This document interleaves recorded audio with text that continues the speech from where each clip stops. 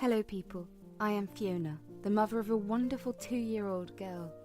This is the story of how I had to deal with an awful mother-in-law and save my daughter from her clutches. My story might anger a lot of you, but it will also help you if you face a similar situation. The only reason I am sharing this story is that I want to warn everyone to keep their family safe from crazy mothers-in-law. My story starts when I was pregnant with my daughter, Rose. I and my husband Stephen were an amazing couple and had little to no arguments. However, during my pregnancy we started fighting a lot. It was mainly due to his mother, Deborah. To be honest, I never really liked Deborah at all. She was a pretty self-absorbed woman and didn't care about anyone but herself.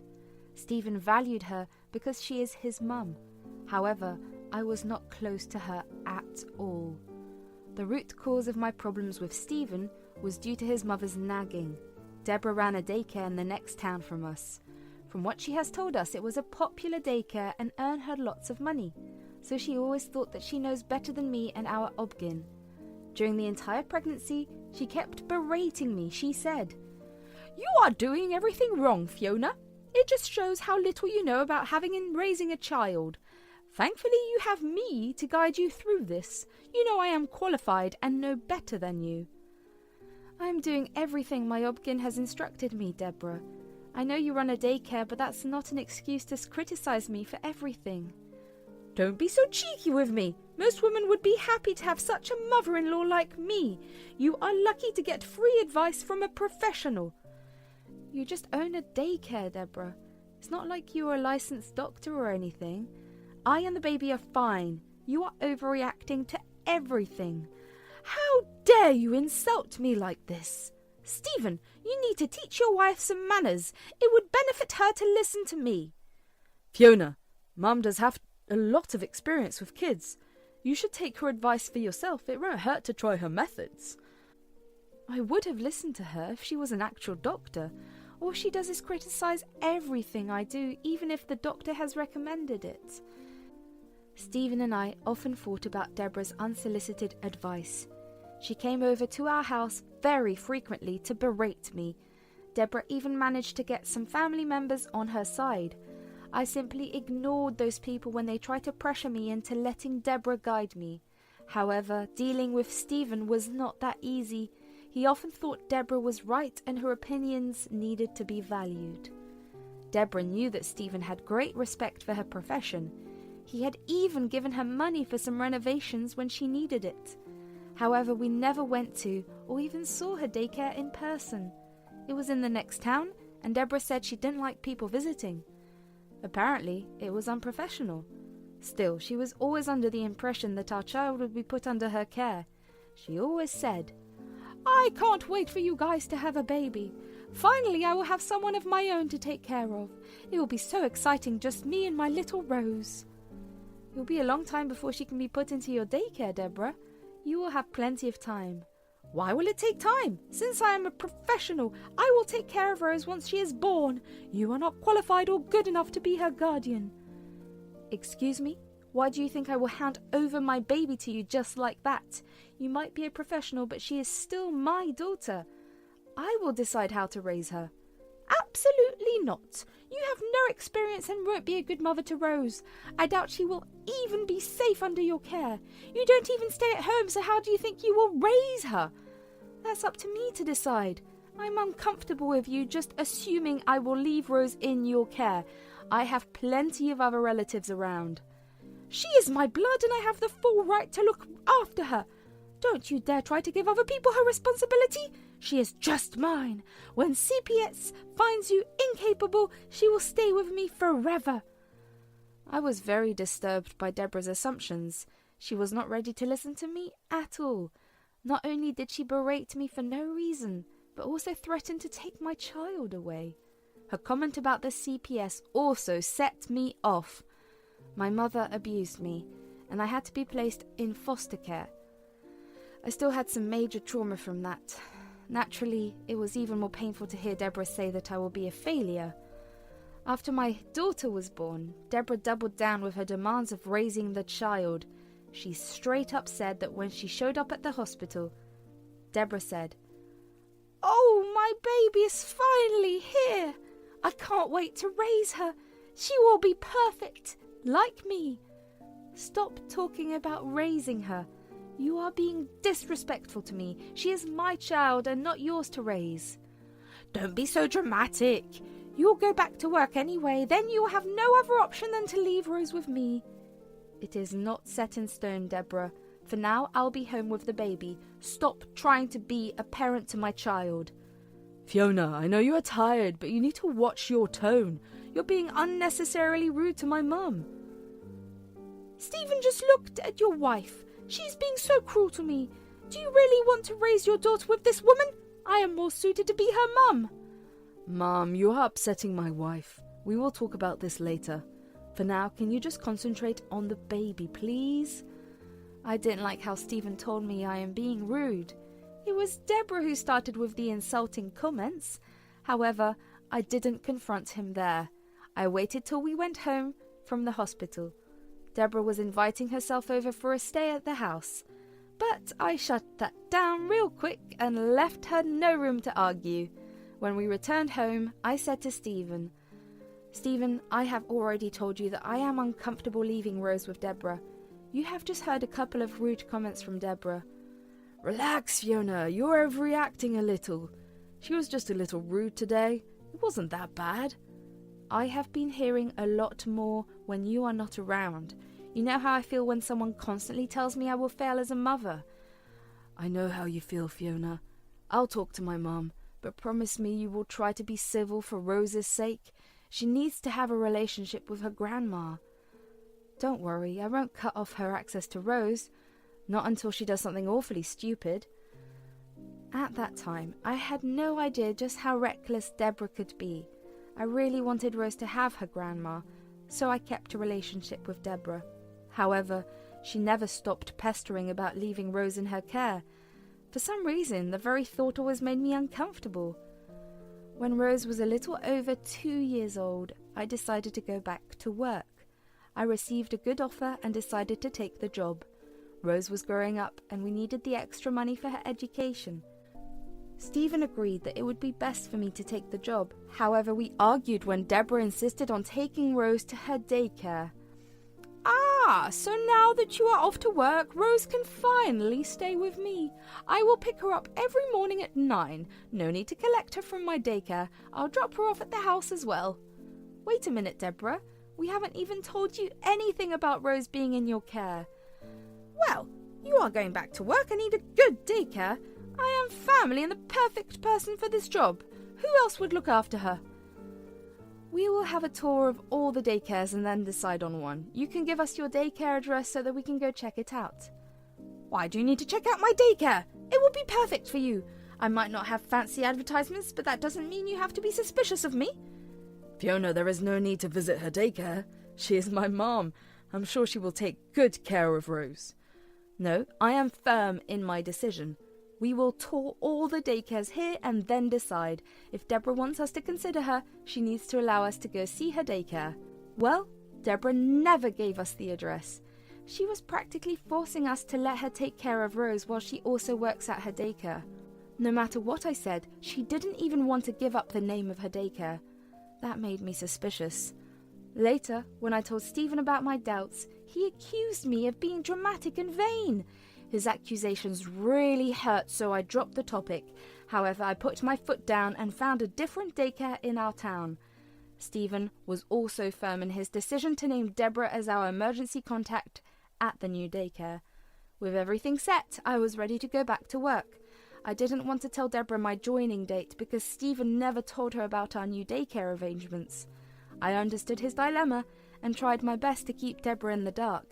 However, my joy only lasted for about a month. Deborah showed up at the house one morning before I left for work. Stephen was already on his way, and I was getting ready to drop Rose at the daycare. Deborah stormed in and said, "What is this that I'm hearing about Rose being in a different daycare? I already told you I will be taking care of her." "Cut it out, Deborah. We never agreed to keep her at your daycare. You were the one who assumed this on your own. I and Stephen made the joint decision of putting Rose in this daycare. You are on their emergency contact list as well. I don't care. My child will not go anywhere other than my place. You will pull her out of this horrible place and send her to mine. Absolutely not. She is happy where she is. We also trust this place and access to its security cameras. I know you won't allow those things. Of course I won't allow those. I am her grandma and I don't need you monitoring me. You may have put her in a different place, but it won't be for long. I will make sure of it. What is that supposed to mean? I will have my grandbaby under my care. Just wait and see. You can't keep me away from her. Deborah said that and left. However, I had a bad feeling in the pit of my stomach. I knew Deborah wasn't someone who threw around empty threats, so I was a little uncomfortable with our conversation. However, I took Rose to her daycare and went to work. I was having a hard time concentrating on work that day. My instincts said something was going to happen, and my instincts have always been right. When I went to Rose's daycare, she was nowhere to be found. Immediately I panicked and demanded to know who picked her up. Stephen was still at work, so there was no way he picked her up first. Besides, he would have told me if he had. That's when the daycare said that Deborah took her from daycare. She told them there was an emergency at home and Rose needed to be home immediately. I was seething with rage and called Deborah. To my utter horror, she wasn't picking up my calls at all. I must have called her at least 20 times before I started to panic. My instincts kicked in and I knew something was wrong, so without waiting any further, I called Stephen and said, "Stephen, Rose is missing from daycare. They are saying Deborah picked her up a long time ago. I tried to call her, but she isn't picking up." "What are you saying, Fiona? Neither of us told her to pick up Rose from daycare. What is going on?" "You have to do something, Stephen. Deborah lied to the daycare that we had an emergency. This is insane. We need to find them." "Did you try calling her? I'm sure she has a reasonable explanation." "Listen to me, Stephen. First of all, she lied to the daycare and took Rose without our consent. Secondly, I tried calling her multiple times in the last 30 minutes. She never picked up." "Oh my God, Fiona, don't worry. I'll come right now. I'll try to get in touch with her." Stephen reached me fairly soon. However, my worry even grew further when he said Deborah didn't answer his calls either. I was furious and super anxious at the same time. We didn't know where they had gone. After a while, I told Stephen that we need to go to the police. I couldn't wait any longer, so we promptly proceeded to the police station. We filed a report with the police and waited for them to find our daughter. I prayed that she was safe. In my mind, I was also seriously plotting my revenge against Deborah. She was going to pay for taking my kid. When the police tracked her phone to the neighbouring county, I knew I had my chance. I said, "So she took my child out of this town without my permission. That is insane. I think I know where she went. Deborah operates a daycare in that town. I'm sure she took my child there." "Okay then. All we need is the address of the daycare. We will go and bring them back immediately." "We don't know the address, officers. She never told us the name or address of the daycare." "I'm afraid she's not qualified to operate a daycare. She refused to give us a name. All the daycares in that town are owned by other people. I had looked them up previously." "All right, we will try to narrow down her location from the cell towers. We will also ask around to find out if anyone named Deborah has a daycare locally. Don't worry, we will find your child." The officers left while we stayed back at the police station. It was one of the worst moments of my life. I felt like I was going to have a panic attack. But I had to be strong. I needed to have my child back and make Deborah pay for her actions. Stephen did his best to calm me down while trying to keep his emotions under control. After many excruciating hours of waiting, the police officer was back. He said, "Your kid is safe with us, Fiona. But there have been more issues with your mother-in-law. We rescued 7 kids from her." "Oh my God, are you serious? She was looking after 7 kids? "Turns out she is running a daycare without proper documentation and license. We tracked her phone location and reached a rental apartment that she used as a daycare. She had no business running one, so we had to take her into custody." "But Mum always said she got her license. Hell, we even helped her with money to buy stuff for her daycare. This is insane." "She was lying to all of you. Thankfully, your wife notified us at the right time. Your mum will be facing legal issues." Stephen was dumbfounded by what his mother had done. He was relieved that we got our little girl back. However, the entire fiasco with Deborah was a shocking revelation to him. I was a little less surprised because I already knew her business was suspicious. I had shared my doubts about this before. Now Stephen realised that my doubts were pretty legit. He felt guilty that he got mad at my suspicions before. When we finally got home from the police station, Stephen said, "I'm sorry for not taking you seriously, Fiona. I had no idea my mother was capable of something like this. To be honest, I was pretty scared when Rose went missing." "I'm not mad at you, Stephen. She is your mum, and I know hearing everything was hard on you. I'm glad we got Rose back safe and sound, but what about now?" "I guess Mum will be facing charges." "My God, how did she think she could get away with it? I will never allow her near Rose again. Trust me, I am more than okay with going in no contact with Deborah, but she needs you to bail her out. Will you do it?" "There is no way I am helping her ever again. I am ready to disown her. She could have put Rose in danger. She is on her own now." I was relieved to hear that Stephen was in favour of cutting Deborah off from us. I was feeling sorry for the poor kids and their parents who trusted her with their children. Stephen was also pretty stressed about the backlash his family will get from the scandal. However, we were ready to tackle it together. We also decided to file a kidnapping report against Deborah for good.